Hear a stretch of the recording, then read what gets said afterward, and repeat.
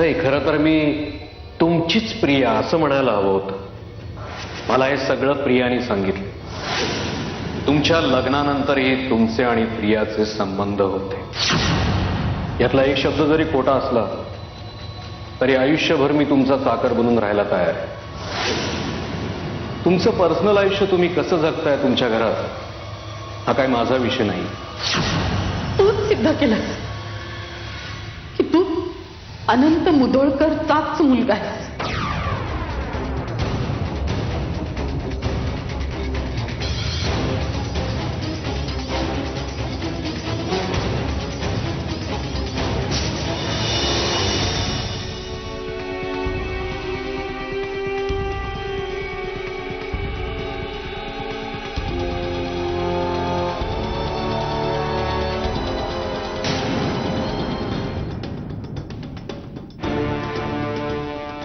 बोलायचं होतं. मी तुझा खूप मोठा अपराधी आहे प्रिया. माझ्या चुकीची भरपाई मी नाही करू शकत, पण त्याचं प्रायश्चित्त मात्र नक्कीच घेऊ शकतो आणि ते घ्यायचं ठरवलंय मी.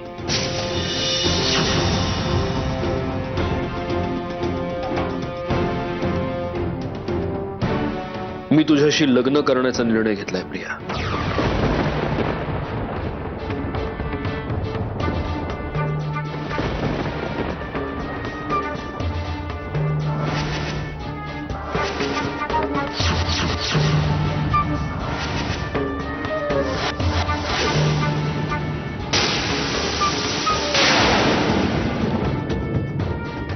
मला माहिती आहे माझा हा निर्णय अत्यंत अनपेक्षित आहे. तुम्हा सगळ्यांनाच असं वाटतं की मी खूप इम्पल्सिव्ह निर्णय घेतो, पण हा निर्णय मी खूप विचार करून घेतलाय. तुझं बरोबर आहे. उद्या कुठल्याही मुलाशी लग्न करायचं झालं तर त्याला तुझ्या भूतकाळाबद्दल अंधारात ठेवून चालणार नाही, पण हेही तितकंच खरं आहे प्रिया की उद्या तुझा भूतकाळ कळल्यानंतर कुठलाही मुलगा तुझा स्वीकार करणार नाही.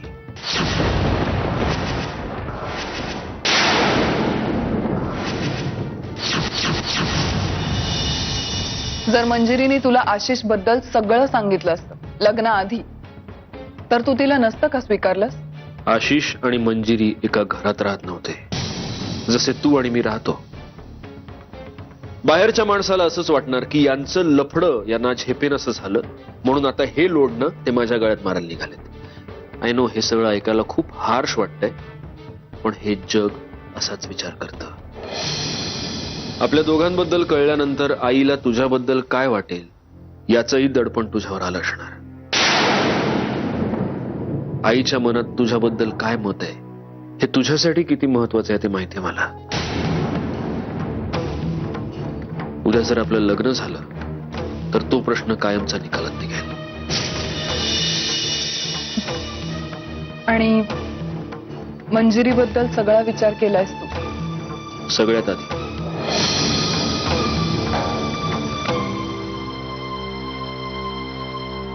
प्रिया, माझ्यात आणि मंजिरीमध्ये एक अशी गोष्ट आहे जी आमच्या दोघांशिवाय कोणालाच माहिती नाही.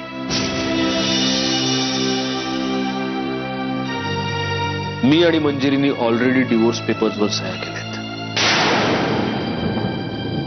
आमच्या बाळाला जन्म दिल्यानंतर मंजिरी माझ्या आयुष्यातून कायमची निघून जाईल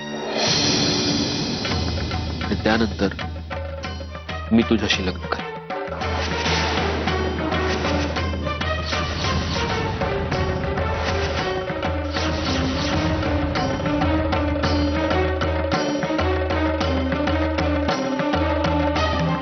इनफॅक्ट तसं व्हावं अशी तुझीही इच्छा होतीच की.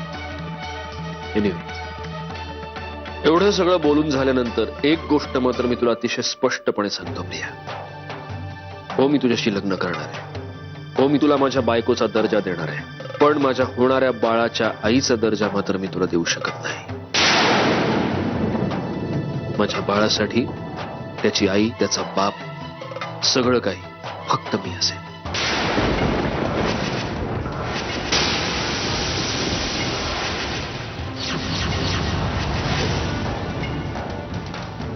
माझ्याशी लग्न केल्यानंतर तुझ्या नावापुढे माझं नाव लावण्याचा हक्क तुला नक्कीच मिळेल, पण माझं बाळ आई म्हणून तुझं नाव कधीच लावणार नाही. मला माझ्या चुकीचं प्रायश्चित्त करायचंय, पण त्यासाठी माझ्या बाळाच्या आयुष्यात मला एक सावत्र आई आणायची नाहीये. हा असा संसार फार काळ करणं तुझ्यासाठी कदाचित कठीण जाईल,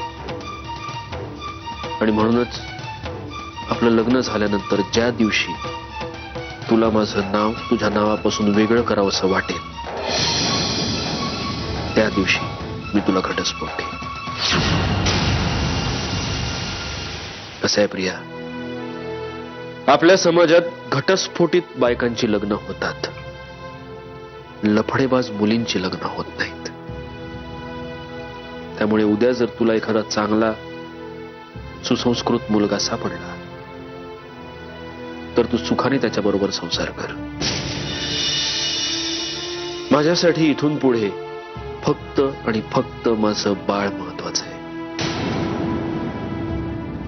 तू काय किंवा मंजिरी काय, माझ्या बाळापुढे कोणीच महत्वाचं नाही. मला जे सांगायचं होतं ते सांगून झालंय. तू हवं तर वेळ घे, विचार कर, आणि मग तुझा निर्णय कळव. सत्यजित, एक मिनिट.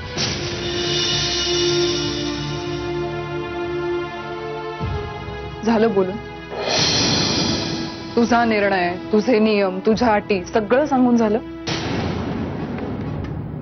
म्हणजे थोडक्यात काय, तू उपकार म्हणून माझ्याशी लग्न करणार? मी प्रायश्चित्त म्हणून करतोय, तू उपकार समजू शकतेस. समज गैरसमज नकोच ना आता. तास झालं.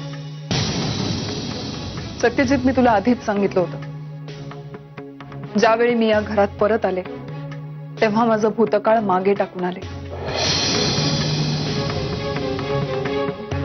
पुन्हा नको ओढूस मला त्यात.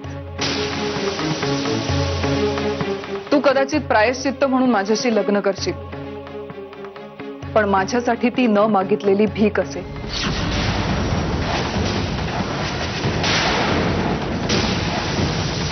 आणि आता मला भीक नकोय. नाही करायचं मला तुझ्याशी लग्न.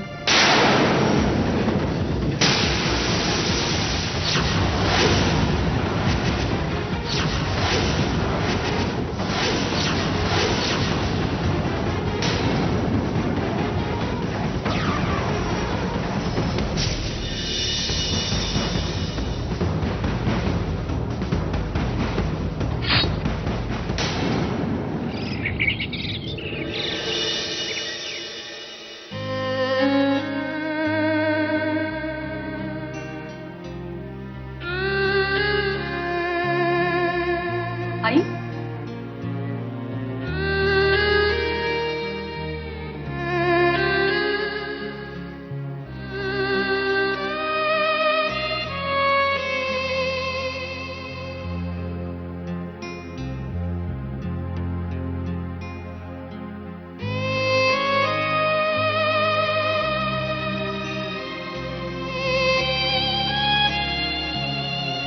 आई, आई हो, काय झालंय तुम्हाला?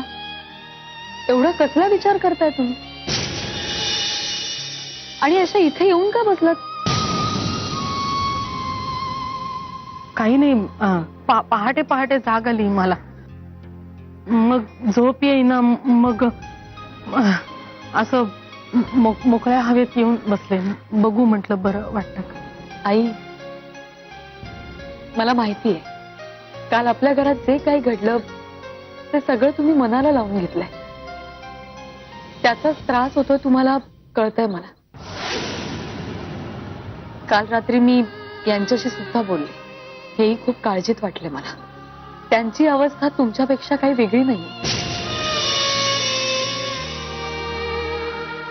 म्हणजे सत्यजितने तुला सगळं? काल तर ते काही बोलण्याच्याही मनस्थितीत नव्हते.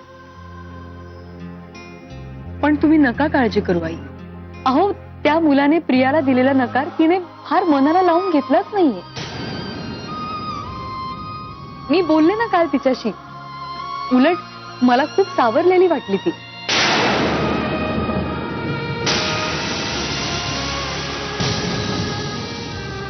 आई अयो काय झालंय तुम्हाला अचानक? मी सांगते ना तुम्हाला, तुम्ही उगाच काळजी करताय. आणि मी एक सांगू का, तुम्ही बघा प्रियाला अगदी तिच्या मनासारखा नवरा मिळेल नक्की.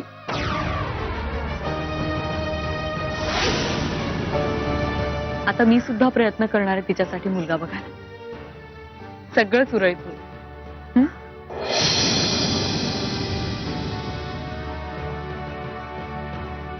चला चला आत जाऊया. आता इथे ऊन सुद्धा येईल, तुम्ही फार वेळ इथे बसू नका. चला. आणि अहो आता नाश्त्याची पण वेळ झालीये ना. चला. नको ग बाई, खरंच नको. आई असं करून अजिबात चालणार नाही हं. चला आता बघा, तुम्ही नाही आलात तर मी सुद्धा इथेच बसून राहील. चालेल का तुम्हाला? हो चालेल. नाही नाही चल. चला सावकाश. प्रिया मला तुझ्याशी लग्न करायचं. खोटं खोटं खोटं खोटं खोटं हे असं होऊच शकत नाही, हे घडू शकत नाही. सत्यजित दादा तुला प्रपोज करू शकत नाहीत. उगाच मला गणवू नकोस. गणलेल्याला आणखीन काय गंडवणार मी, आणि तुला गणवून मला काय मिळणार आहे? आता तुला जे हवं होतं ना ते समोर असं दिसतंय तुला. आता काय हे बरं सांग ना, काय झालं काय, म्हणजे जरा डिटेल सांग ना. काय म्हणले सत्यजित दादा, आणि तू काय म्हणालीस त्यांना, काय उत्तर दिलं? नकार नकार नकार. तर फिरलं बिरलंय का तुझं? हा काय वेळ लागलाय? अगे ज्या गोष्टीसाठी इतके दिवस प्रयत्न करत होतीस तू, ती गोष्ट तुला मिळतीये.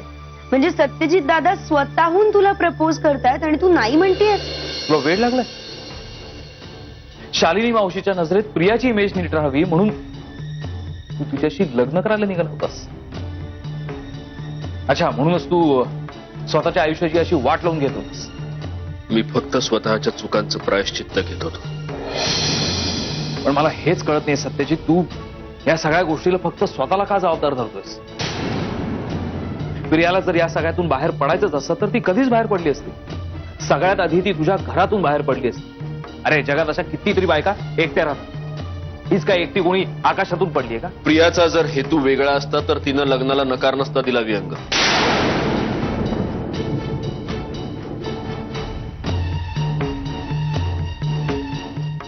नाही पण सत्य, पण या नकारामागे प्रियाचा नक्कीच काहीतरी डाव आहे. नेत्रा डार्लिंग, काळ बदलतो ना तसं आपणही बदलायचं असतं. मी दिला नकार. हे बघ, फालतूपणा करू नकोस. काय झालंय ते नीट सांग मला. नेत्रा, मी सत्यजितवर प्रेम केलं,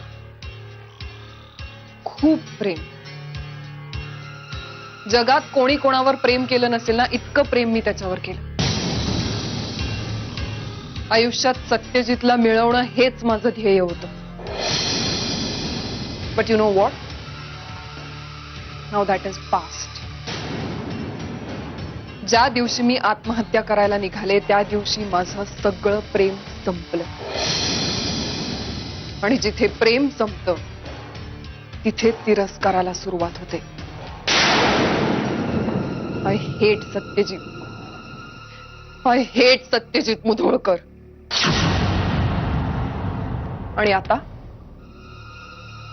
मला माझा सूड हवाय. त्यांनी प्रत्येक क्षणी माझ्या प्रेमाचा अपमान केलाय, तिरस्कार केलाय. आता मी सूड उगवल्याशिवाय शांत बसणार नाही. आणि नेत्रा, त्याच्याशी लग्न करून मला सूड उगवता येणार नाही. सो त्याऐवजी त्याच्या कट्टर शत्रूशी जवळीक साधून मी माझा सूड घेणार.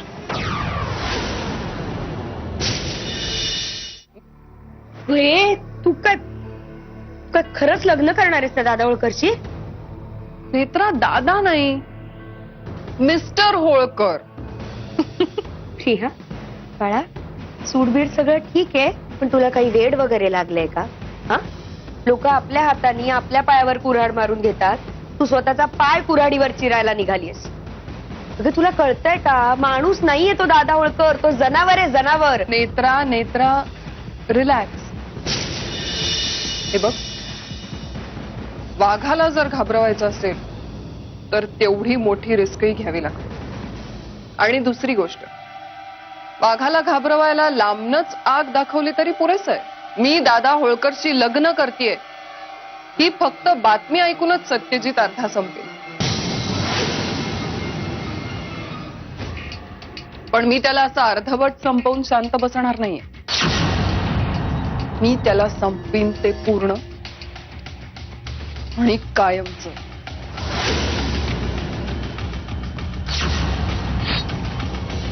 काही मत सत्यजित, पण त्या प्रियावर माझा अजिबात विश्वास नाहीये.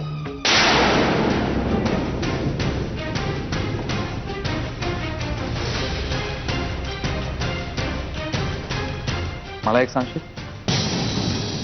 मंजिरी वहिनींना काय सांगणार होतीस की त्यांना सगळं कळल्यावर त्यांची काय अवस्था होती? हे कधी तुझ्या डोळ्यासमोर आलं?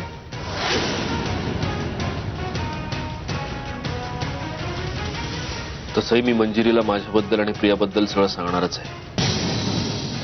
आजपर्यंत मी आयुष्यात कधीच कोणाशी खोटं बोललो नाही.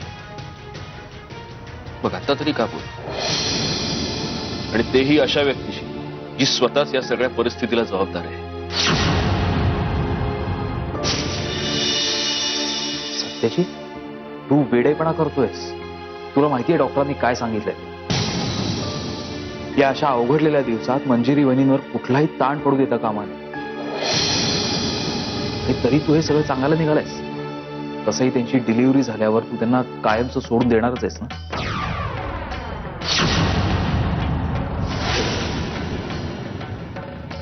मग आत्ताच हा वेडेपणा कशाला? एक मिनिट, हे सगळं तुला मंजिरीने हे सगळं सांगितलं हो ना? मधुराशी मंजिरी वहिनी हे सगळं बोलले, आणि मला नाही वाटत त्यांची यात काही चूक आहे. असो, मला तुला फक्त याच गोष्टीची आठवण करून द्यायची आहे की सध्या फक्त मंजिरी वहिनी आणि तुमचं होणारं बाळ यांच्या काळजीशिवाय तुला दुसरा कुठलाही विचार करून चालणार नाही. तुला कळतंय ना मी काय म्हणतोय?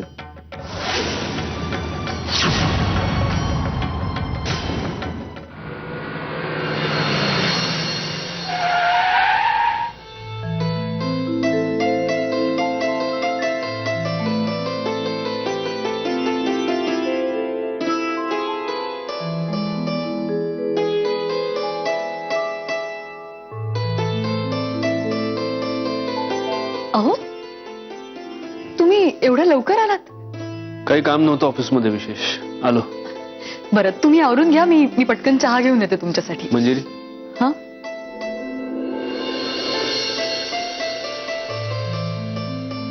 सॉरी. सॉरी? कशासाठी? सगळ्यासाठीच. आय मीन,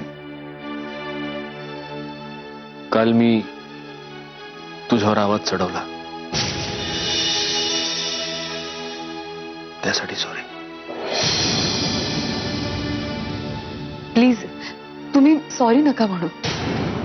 खरं तर मीच तुमची माफी मागायला हवी आहे. तुम्ही स्वतः एवढ्या टेन्शन मध्ये होतात आणि मी काय भलते सलते प्रश्न विचारत राहिले. Actually I am sorry.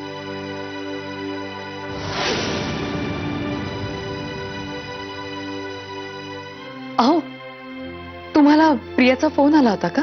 प्रियाचा phone? हो, ऍक्च्युली प्रिया बाहेर गेलीये, दुपारपासून बाहेर गेलीये. म्हणजे तसं मीराताईंनीच सांगितलं मला, पण कोणाला काही सांगूनच नाही गेली ती. मलाही काही सांगितलं नाही, फोनही नाही केलाय, म्हणून विचारते. चहाचं बघ, मी तिला फोन लावतो. ठीक आहे, आलेच.